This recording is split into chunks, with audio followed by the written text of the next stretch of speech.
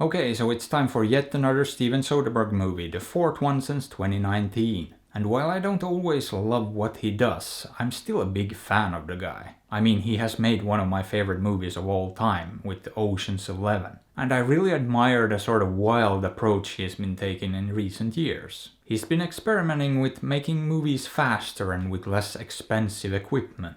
Like with his last movie, Let Them All Talk, he shot it with natural light, a camera and a mic, that's it. And while that's probably never gonna look as great as a lot of movies out there, it allows him to work fast and be flexible, and in my opinion, more Soderbergh is always a good thing. He's also shot some movies with iPhones. Now, how was this one shot? I'm not actually sure, I didn't find any info with a quick search. But it does feel a little bit less experimental and more traditional than his recent stuff. However, he is definitely still up to his tricks, because one thing I noticed was the darker scenes were pretty dark. And sometimes the highlights looked a bit blown out too, so there's something going on there. He is also using a very wide lens that causes some obvious distortion around the edges of the image, which most of the time isn't really a problem, but I'm not gonna lie. Whenever he did a panning shot or a sideways dolly shot, the warping was noticeable to the point of being distracting. And even in some static shots where one character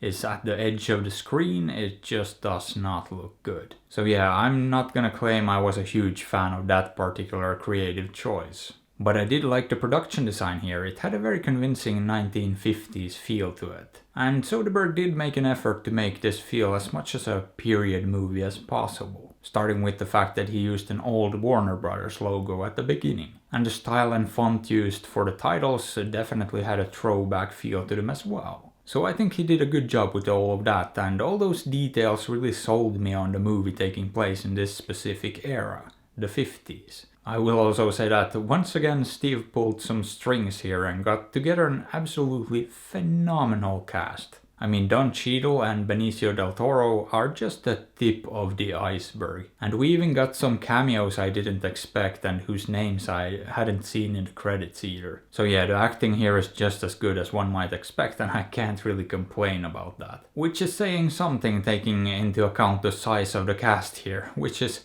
considerable. I mean, the amount of characters that actually play a role in the story here, well, it's a lot.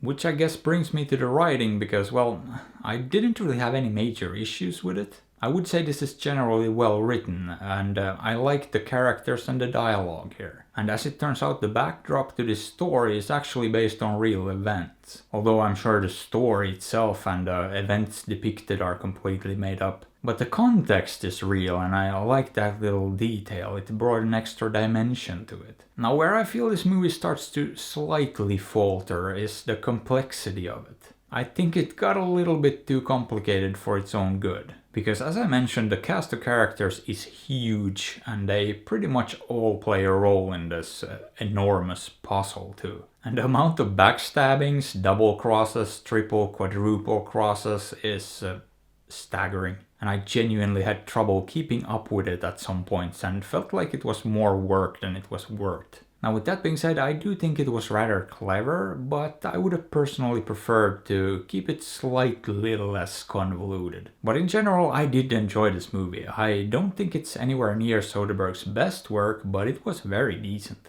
And like always, I'm just gonna be on the lookout for whatever he does next. Because you just never know what to expect from this guy, he's just full of surprises. But anyway, I didn't quite love this though, so I'm thinking I'll give it something like a very high 6. Boop.